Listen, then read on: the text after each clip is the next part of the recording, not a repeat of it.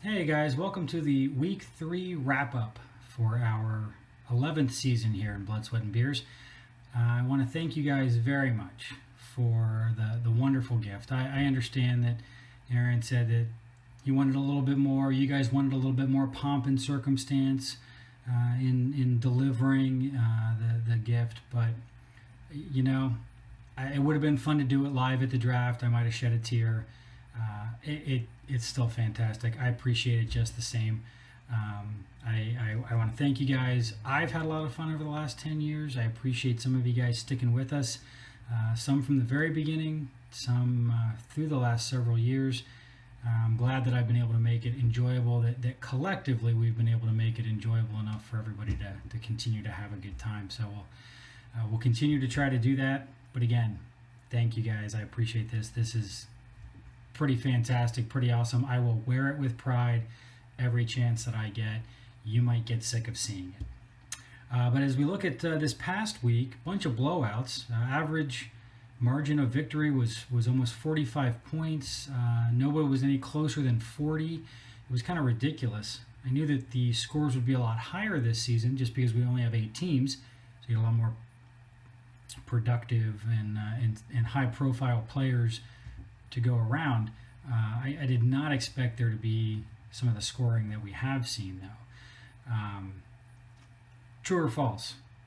Nathan chose this past week to have his highest total ever in his 11 years in the league. I'll let you contemplate that, think about it. What do you think? Is that Nathan's highest score ever? Appreciate so much, Nathan, you believing it, holding it out, waiting to drop that on me, so I could be part of history too. I appreciate that. I want to give a big shout out to Keith. Outstanding self congratulations this week. Truly impressive.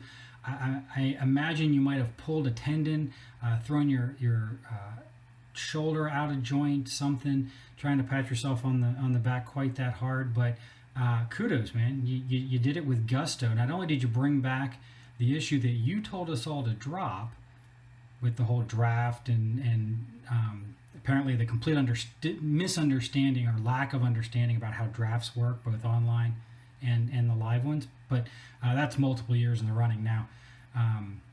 But I'm impressed that you called out 2 of your moves as the, quote, most impressive league moves to date, end quote.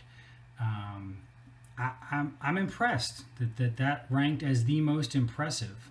I kind of thought ditching AB right before he had a total meltdown was pretty impressive, although we could just simply call that coincidence or hedging your bets there. But let's dig in just for a moment. I don't have the stats exactly that John brought us last week, but I'll give you a few numbers. Let's dig in just a little bit to those impressive league moves, roster moves, essentially, that you made.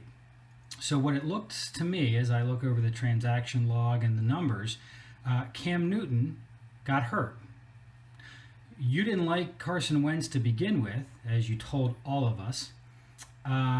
So you dropped Cam Newton, a hurt player, and you picked up a top 10 or 15, depending on who you ask, quarterback in Russell Wilson.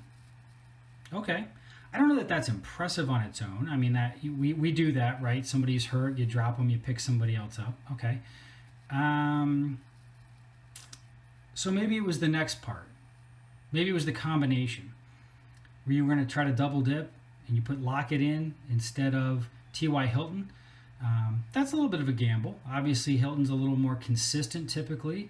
Lockett can be up and down. But the double dip, not exactly an innovative roster move. I remember riding the Tom Brady, Randy Moss train to victory in a different league back when they had their record-breaking season. So double dipping's pretty common. I know we've seen it over the years with Roethlisberger and Antonio Brown. We've seen it with, we've seen it with Kurt Warner and Larry Fitzgerald. We've seen it with Matthew Stafford and when Megatron with him. So I'm trying to find the impressive piece here. I'm trying to work through this here a little bit. Maybe once you guys listen to this, you'll be able to chime in and help me understand what was so impressive about it. Because the result really didn't change at all either, based on picking either of them up or picking up Wilson and starting either one of those. Because if you look at the numbers, Wilson had a fantastic day. He had about 27 points more than Carson Wentz would have. Obviously, Lockett benefited from Wilson having a great day, or maybe one helped the other. And so he obviously did better than T.Y. Hilton, to the tune of about 13 extra points. So that was about 40 extra points that you were able to start with these incredibly impressive roster moves. Now, give me just a second here. I didn't have it queued up, but I wanted to make absolute sure. Yep, it looks like even with Wentz in the starting lineup, even with T.Y. Hilton in the starting lineup, you would have won anyway. It would have been a very interesting game. It would have been a lot closer. You would have left a ton of points on the bench, but you would have won either way.